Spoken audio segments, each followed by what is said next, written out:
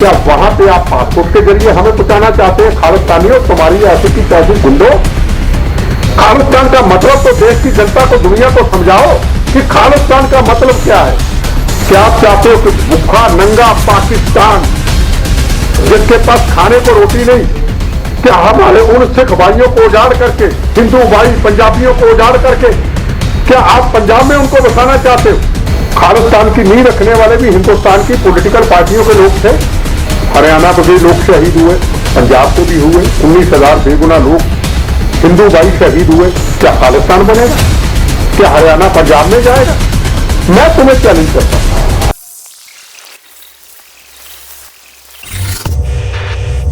आज Gurugram PWD rest house में MS पिट्टा ने आयोजित किया प्रेस कॉन्फ्रेंस, जहां प्रेस कॉन्फ्रेंस आयोजित कर उन्होंने एंटी टेररिस्ट फ्रंट को आगे आने पड़ा और उन्होंने अपनी बातों और बयानों से झकझोर दिया पूरे हिंदुस्तान को, जहां उन्होंने अपनी बुलंद आवाज से ललकारा है सीधे टेररिस्ट पन्नू को। जहां उन्होंने कहा कि हमारे यहाँ अभी फिलहाल में आए यूके के पीएम, उनसे बात करें हमारे पीएम की, अब जो वहाँ टेररिस्ट आतंकवादी जो उनके कब्जे में है पन्नू, उसे हमारे हवाले करे ताकि हम उसे सजा दे सके, क्योंकि वो गुनहगार हिंदुस्तान का है। उसकी सीधे मांग की उन्होंने और साथ ही कहा पॉलिटिकल पार्टियों की जो कमी है जिसकी वजह से आज टेररिस्ट गैंग को हम पकड़ पाने पे और उन पे कंट्रोल पाने पे पूरी तरह से नाकाम है।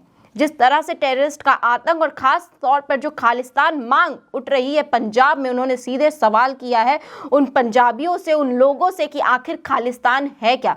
क्या तुम खालिस्तान का मतलब समझते हो? जो खालिस्तान की मांग तुम कर रहे हो, उनका कहना सीधा इसके अंदर ये रहा कि खालिस्तान का मतलब ये है कि हम एक हिस्से को बांट दें और पूरा अलग कर दें। आप ये कहना चाहते हैं जो दिल्ली, महाराष्ट्र, बिहार से लेकर हर राज्य में फैले पंजाबी हैं और जहां उनके अरबों करोड़ों के कारोबार है, उन्हें समेट कर आप एक छोटे से हिस्से में बंद करना चाहते हैं, यानी कि उनके सारी इतिहास को मिटाकर आप एक हिस्से का नाम नहीं दे सकते, क्योंकि पंजाब में या पंजाबी जितने भी बसे हुए हैं वो सब हिंदुस्तानी हैं, यानी पंजाबी होने से पहले वो सब एक भारतीय हैं और भारतीयों को आप खालिस्तान कह के नहीं बांट सकते। और हिंदुओं के लिए इतनी नफरत कहां से आई है आपके अंदर? आप मुझे ये जवाब दीजिए। आज उन्होंने आम जनता से जवाब मांगा और वहीं उन्होंने पंजाब की तरफ से हुए किसान आंदोलन पे भी एक बड़ा सवाल त्यागा।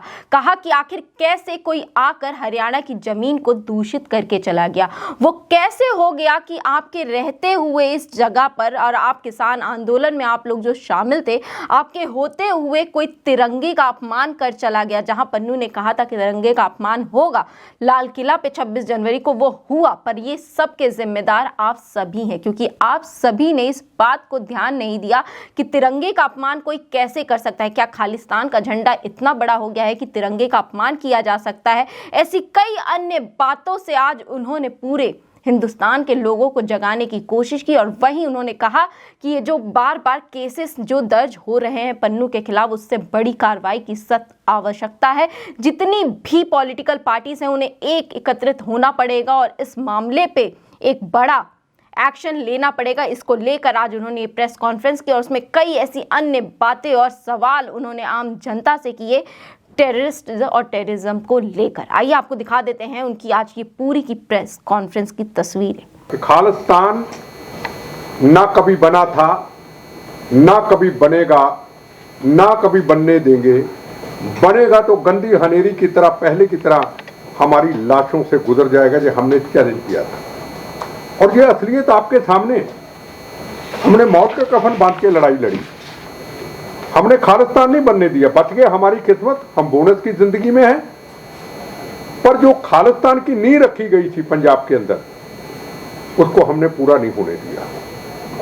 पर इसमें भी कोई शक नहीं, खालिस्तान की नींव रखने वाले भी हिंदुस्तान की पॉलिटिकल पार्टियों के लोग थे।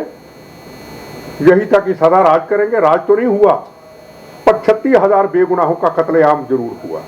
हरियाणा के लोग शहीद हुए, पंजाब के भी हुए, 19,000 बेगुनाह लोग हिंदू भाई शहीद हुए।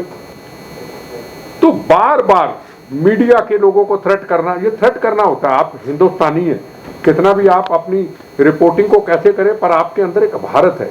आप ये चीजें कभी बर्दाश्त नहीं कर सकते कि हमारा देश टूटने की बात पे आए।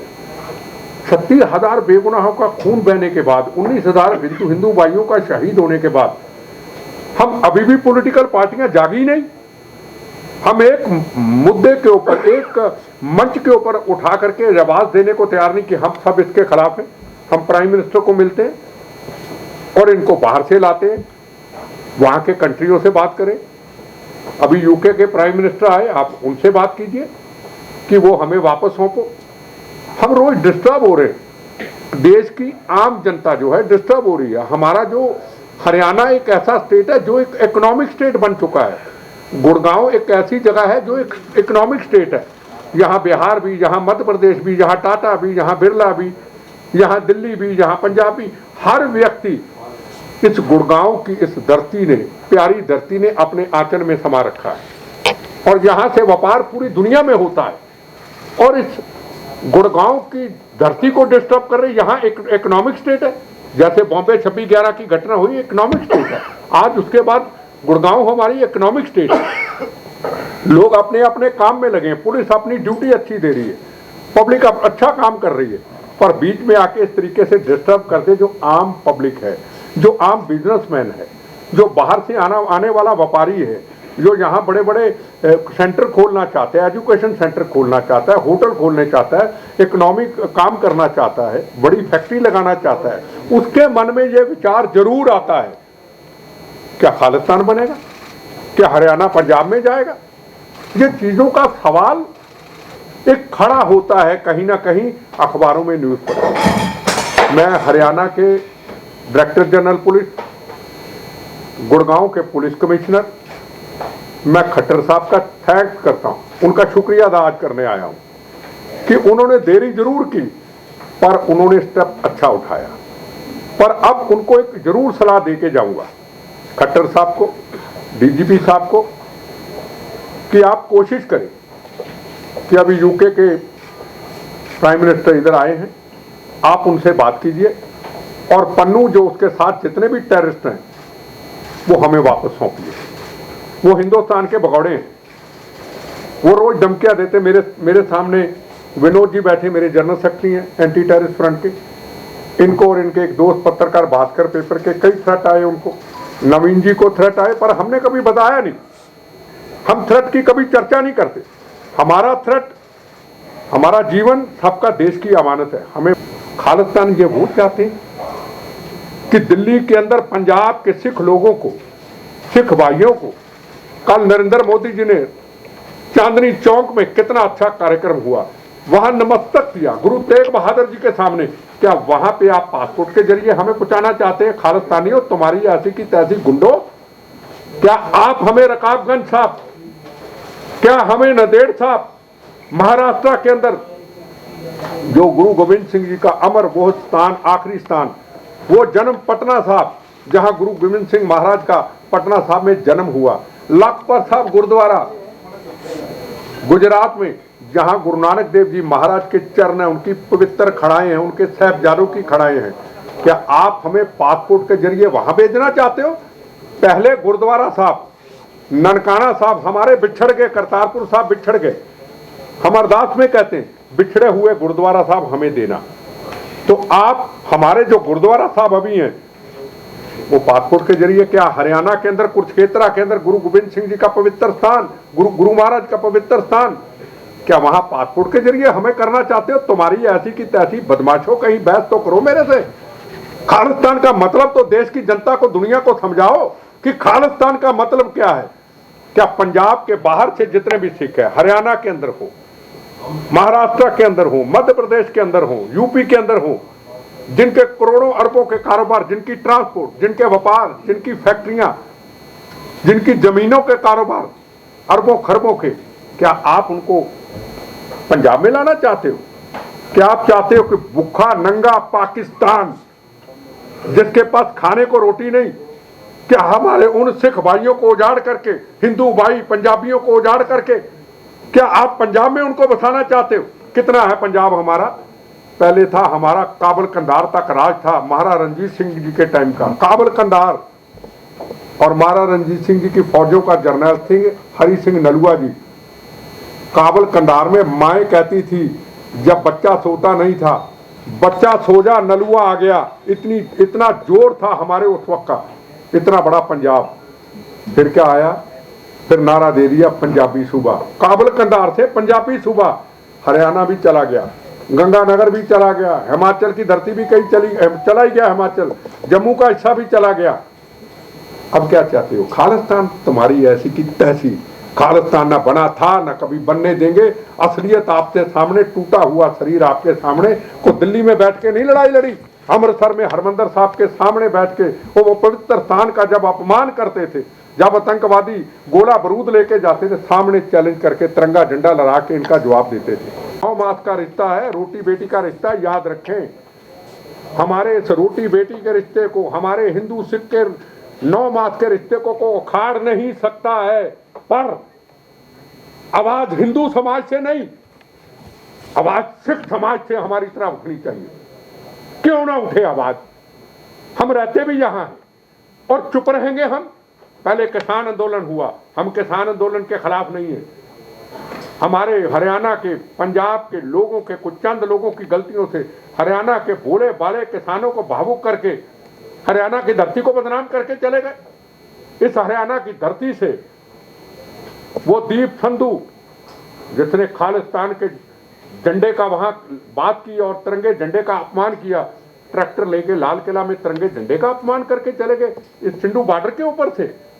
और उसके बाद एक इनोसेंट व्यक्ति को उल्टा टांग करके तलवानियों की तरह उसके हाथ काट दिए।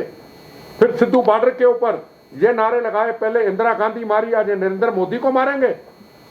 हाथ जोड़ के उन किसान भाइयों को मैं कहना चाहता हूं, आज आप कहां खड़े? आपका अपमान करके ये लोग चले गए पंजाब से। आंदोलनकारी कभी चुनाव नहीं लड़ते। क्या आज मेरे हरियाणा के किसान भाई इनको सवाल पूछेंगे? क्योंकि आंदोलन के पीछे पन्नू का हाथ था। पन्नू ने ऐलान किया था कि 26 जनवरी को तिरंगे झंडे का अपमान होगा, तो हुआ। इनके आंदोलन में आवाज आई थी, हुआ। तो क्या आज किसान मेरे भाई इस पवित्र जो धरती का अपमान करके लोग चले गए, जिन्होंने चुनाव लड़ा, जमानतें जब्त हुई, जहां खालिस्तान के नारे लगे, उनसे सवाल पूछेंगे कि हमारी धरती को बदनाम करके क्यों चले गए? क्या सवाल पूछेंगे? क्या खालिस्तान बनना चाहिए? क्या हरियाणा पंजाब के साथ मिलना चाहिए? क्या हरियाणा भूखे नंगे पाकिस्तान के साथ मिलना चाहिए? क्या सवाल इनसे पूछेंगे? हर सवाल का जवाब। आदमी पंजाब में टूटे थे लोग, कुत्ता भी नहीं पूछता उन लोगों को जिन्होंने मोगा में तिरंगे झंडे का अपमान किया। अब नीचे को खड़ा नहीं, को तिरंगा झंडा हिला दिया, अरे तिरंगे झंडे का अपमान हो गया, अरे हम तो खालिस्तान का झंडा गाड़ दिया। कोई सुरक्षा नहीं, कुछ नहीं, तो कुछ भी कर ले। न्यूज तो आपकी बड़ी बनेगी ना, न्यूज तो छोटी नहीं बनेगी ना। ना यू टर्न नहीं देता मैं कहा मुझे 4 घंटे लगा लो, एक एक चीज का जवाब दूंगा जनाब। ना ऐसे नहीं, ना ऐसे नहीं होता, सीधा बीच में घुस के जवाब दूंगा, ऐसे कैसे दे दूंगा? दूसरी बात सुनिए, क्या कभी रास्ते के अंदर को तोड़ फोड़ हुई? नहीं। अगर किसान आंदोलन लोगों ने विश्वास किया, आपने विश्वास किया, देश ने विश्वास किया, दुनिया ने विश्वास किया, तो मुझे यह बताइए, हिंदुस्तान का वो तिरंगा झंडा हिंदू मुस्लिम सिख ईसाई का सजा हुआ, उसका अपमान क्यों हुआ? मेरा आपसे सवाल, आप जवाब दीजिए। मैंने क्या लेना जनाब राजनीति से? ऐसा थोड़ा होता है। तिरंगा झंडा बड़ा है कि नहीं जनाब? बिल्कुल बड़ा है ना। तिरंगे झंडे का अपमान की शुरुआत कहां से हुई जनाब? सिंधु बॉर्डर से हुई? हुई। तो जिम्मेदार कौन है? नहीं, मैं तो सिर्फ ये जानना चाह रहा हूँ कि क्या आपने जैसे कहा कि इन लोगों की छह पे कुछ लोग इसमें किसान आंदोलन में काम कर रहे हैं, क्या बात है, तिरंगे का अपमान हुआ वहाँ, तो आप बता सकते हैं कि वो कौन लोग हैं कि जिन दीप संधू कौन था? दीप संधू वो स्टेज पे था। सुनिए, राज्यपाल अगर मंच का जिम्मेदार था, वो जिम्मेदार थे। चूड़नी था, वो जिम्मेदार थे। मंच पे जो नेता थे वो जिम्मेदार थे। अगर मैं को कार्यक्रम करता हूँ, मेरे कार्यक्रम के बीच के उठ के को तिरंगे झंडे का अपमान कर दे, किसी का लूटपाट कर ले, उसका जिम्मेदार MS बिट्टा है जनाब। याद रखिएगा, बीट बूट घुस के बात नहीं करता, सीधी करता हूँ, 100 बार पूछ। तो जैसा कि आपने इसमें कई अहम मुद्दे सुने, उनका मेन मकसद ये था कि एक इकोनॉमिक शहर को बचाना, एक नगर को बचाना। जिस तरह से लगातार गुरुग्राम के इकोनॉमिक शहर पे वो चाहते हैं कि किसी भी तरह की अमन शांति को कोई भी नुकसान ना पहुंचे। गुरुग्राम हो या दिल्ली हो या मुंबई हो, जो बड़े राज्य हैं, अपने आप में एक बड़ा अहम अपना बुनियाद रखते हैं और अपनी एक बुलंदी रखते हैं, उसे कोई ना बिगाड़े, किसी भी तरह के लोग की वजह से इसकी अमन शांति में किसी भी तरह की खलल ना आए। इसको लेकर उन्होंने आज ये प्रेस कॉन्फ्रेंस की है और सभी पॉलिटिकल पार्टी से लेकर आम जनता तक को जगाने की बात की है कि ना खालिस्तान बनेगा, ना बनने देंगे, और जिसे खालिस्तान बनाना है उसको मेरा सामना करना पड़ेगा। तो ये थी इस वक्त की बड़ी खबर जो हम आपके लिए लेकर आए थे गुरुग्राम से, और ऐसी ही खबरों के लिए हमारे चैनल के साथ बने रहिए। आप देख रहे हैं द हिंद वॉरियर न्यूज़। धन्यवाद।